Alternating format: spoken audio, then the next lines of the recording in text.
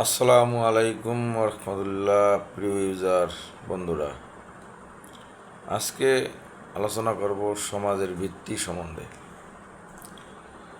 দুনিয়ার সমস্ত মানুষ একই বংশগত, এই মতের উপরেই ইসলামী সমাজ ব্যবস্থার বুনিয়াদি স্থাপিত হয়েছে।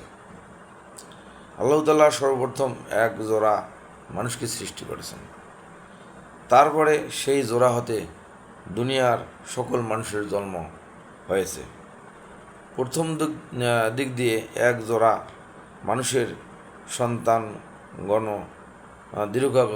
দীর্ঘকাল পর্যন্ত একই দল ও একই সমাজের অন্তর্ভুক্ত রয়েছে। তাদের জীবন ব্যবস্থা এবং পদ্ধতি একই প্রকারের ছিল, তাদের ভাষাও ছিল একক।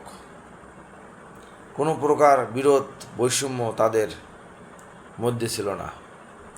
কিন্তু তাদের সংখ্যা যতই বৃদ্ধি পেতে লাগলো, ততই তারা পৃথিবীর নানা দিকে ছড়িয়ে পড়তে লাগলো এবং বিস্তৃত ফলে তারা অতি স্বাভাবিকভাবেই বিভিন্ন বংশ ও জাতি গোত্রে বিভক্ত হয়ে পড়ল। তাদের ভাষা বিভিন্ন হয়ে গেল, পোশাক পরিচ্ছদ দিক দিয়েও অনেক বৈষম্য এবং বৈচিত্র্য দেখা দিল। দৈনন্দিন জীবনযাপনের রীতিনীতি আলাদা হয়ে গেল এবং বিভিন্ন জায়গা, বিভিন্ন আবহাওয়া, তাদের রং, রূপ, আকার, আকৃতি পর্যন্ত বদলিয়ে গেল। এসব পার্থক্য একেবারেই স্বাভাবিক, বাস্তব দুনিয়ায় এটা বর্তমান।